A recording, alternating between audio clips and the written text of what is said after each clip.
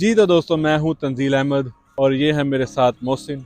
Hello guys, how are you doing? और आज हम दोनों आए हैं लंदन और लाहौर का एल लगवाने के बाद यूरोप में इटली का आई लगवाने। दोस्तों, जैसा कि हम आपको बताएं, लंदन के अंदर हमारी लाइफ को एल लगने से मुराद है। जैसे हम मजाक में कहते हैं कि यार मेरी लाइफ के तो एल लगे हैं। मकसद के बहुत मेहनत करनी पड़ती है, काम करना पड़ता है। उसके बाद आपको कभी ऐसा मौका मिले कि आप किसी और कंट्री को टूर करें तो वो मोहसिन साहब बड़ा रिलैक्स एनवायरनमेंट होता है। बिल्कुल बिल्कुल हाँ, साहब, ऐसी ही बात है। मतलब मैंने सोचा नहीं था कि लंदन के बाद कहीं दूसरे मुल्क में जाने का मौका मिलेगा, हाँ। लेकिन सारे जो हमने लाइक आपकी बदौलत ही सारा कुछ हुआ है, वरना मेरा प्लान तो नहीं था इधर आने का। आज हम इटली के शहर मिलान में घूम रहे हैं और जितना भी हो सकता है हम एक्सप्लोर करते हैं और आपको भी करवाते हैं। अभी हम असल में जा रहे हैं, हमें पोस्ट ऑफिस की तलाश है और पोस्ट ऑफिस में हमने जाना है, हमें कुछ काम है।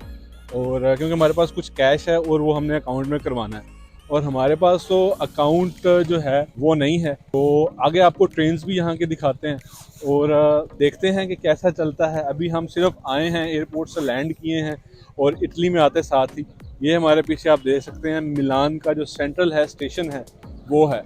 तो आगे हम दिखाते हैं कि किस तरह से यहाँ पे हम सरवाइव करते हैं आज का दिन।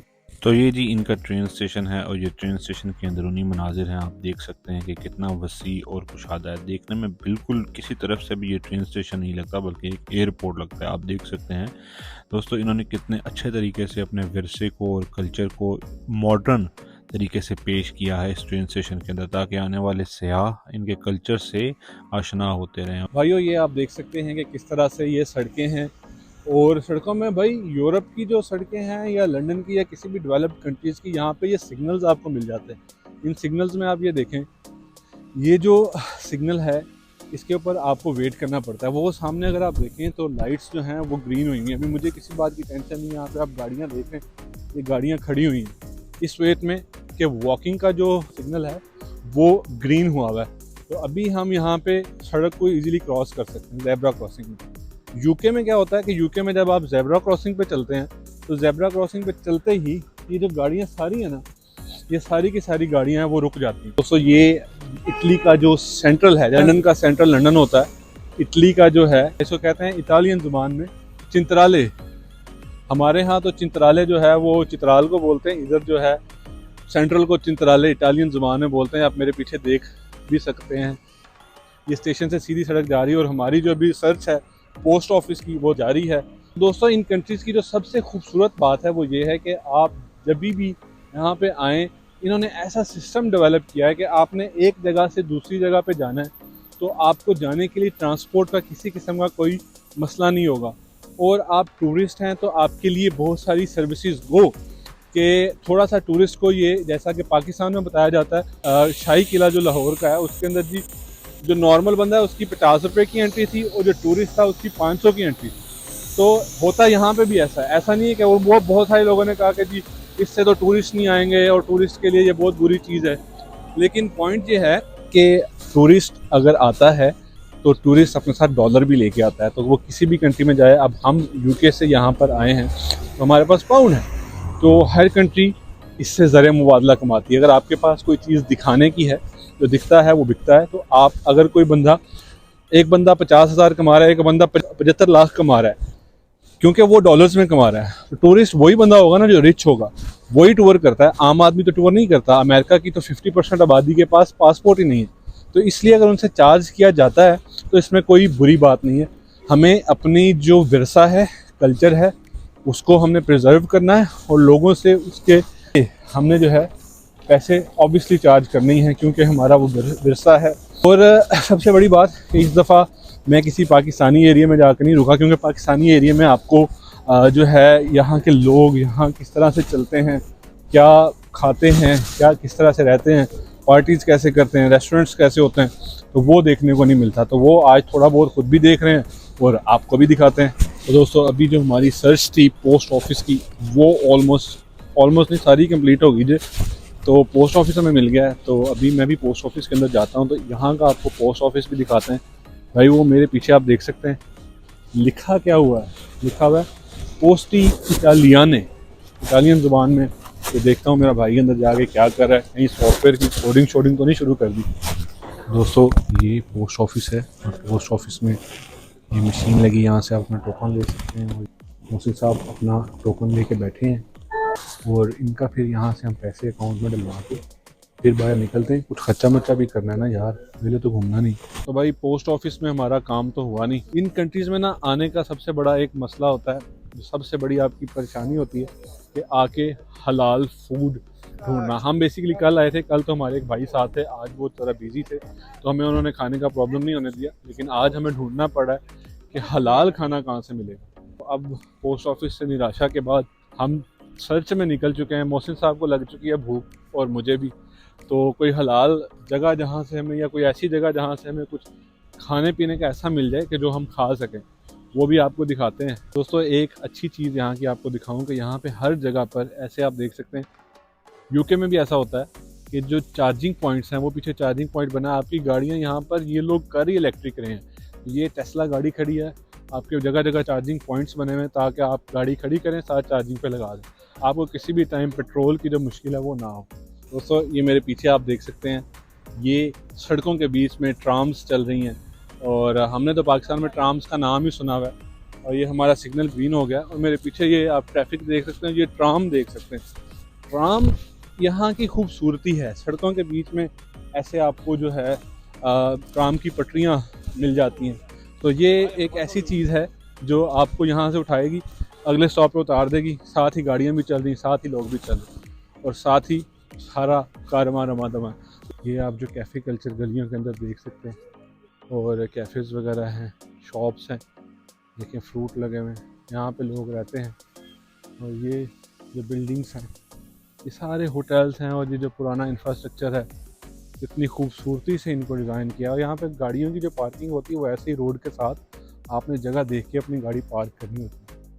ये साइकिल्स आपको यहाँ पे मिल जाएंगी, आपने अपने मोबाइल ऐप से कनेक्ट करनी है और आप इनको पूरे सिटी में, लंदन में भी ऐसे होता है, कहीं भी लेके जा सकते हैं।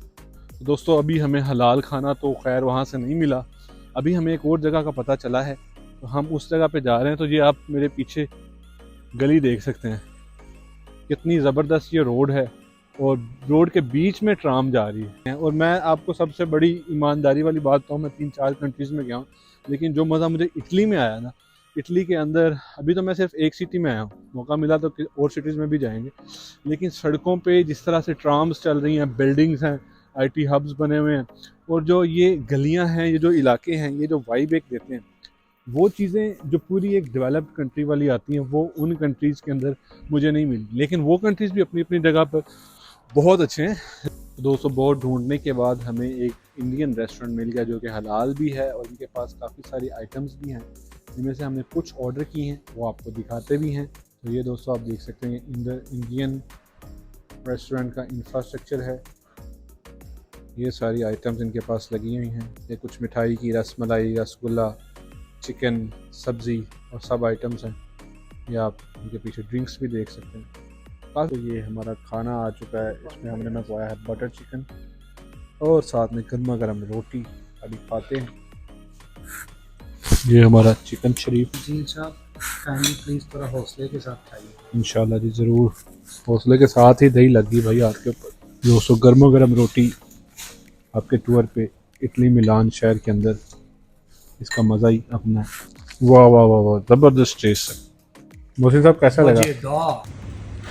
तो ये ट्राम जो बाहर चलती है, खाना हमने खा लिया है और खाना इटली के इस तरह से इन्वायरमेंट में बैठ के देसी खाना खाना, उसका बड़ा मज़ा है। उसके बाद हमने ऑर्डर की है चाय। तो मोहसिन साहब जो कि कह रहे थे कि उनको चाय की नीड नहीं हो रही, लेकिन मेरे गले में थोड़ा मसला था क्योंकि -1 डिग्री है बाहर।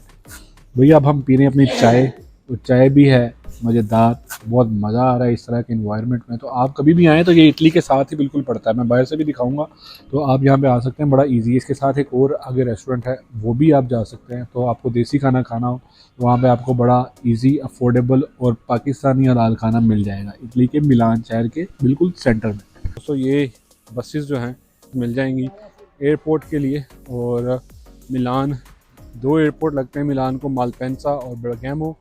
बर्गामो जो है वो बड़ा एयरपोर्ट है और हमें बर्गामो एयरपोर्ट पे जाना है। तो ये जो बसेस हैं, इधर से हमें टिकट लेंगे तकरीबन 12 यूरोज़ पर पर्सन पे।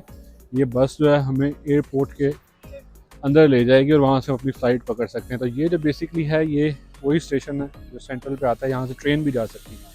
तो ये आप पे है कि आप कौन सा सिग्नल ये पसंद करते हैं। मिलान में घूमते घूमते ही आपको साथ में एक छोटी सी इन्फॉर्मेशन भी दे दूँ कि आप जब यहाँ पे आते हैं तो आपको सबसे पहले एज अ स्टूडेंट यूके से आने वालों की खास तौर पे, या आप यूरोप के किसी भी कंट्रीज से आ रहे हैं, तो booking.com या स्काई स्कैनर से आप फ़्लाइट बुक कर सकते हैं, जो कि बहुत चीप पड़ती है 25-30 यूरो में आजकल के दिनों में, सर्दियों में, क्योंकि सीज़न ऑफ होता है टूरिस्ट का, सर्दी होती है, गर्मियों में यहाँ लोग ज़्यादा आते हैं, ठंडा मुल्क है ना, तो वहाँ से आप टिकट्स बुक कर सकते हैं।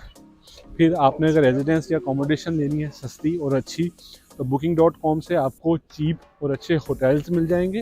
और hostelworld.com इस वेबसाइट या एप्लीकेशन से आपको सिटी सेंटर के इर्द गिर्द 2.43 किलोमीटर्स और 4 किलोमीटर्स के डायमीटर के अंदर आपको मिल जाएंगे अकोमोडेशन। हॉस्टल्स होते हैं बेसिकली, आप 3-4 लोग हैं तो आप एक 4 बेड का रूम ले सकते हैं, उसमें 20 यूरो 30 यूरो मिनिमम 10 यूरोस पे भी को वो जो है रूम्स मिल जाते हैं, तो आप उसमें नाइट गुजार सकते हैं इतने यूरोस पर नाइट।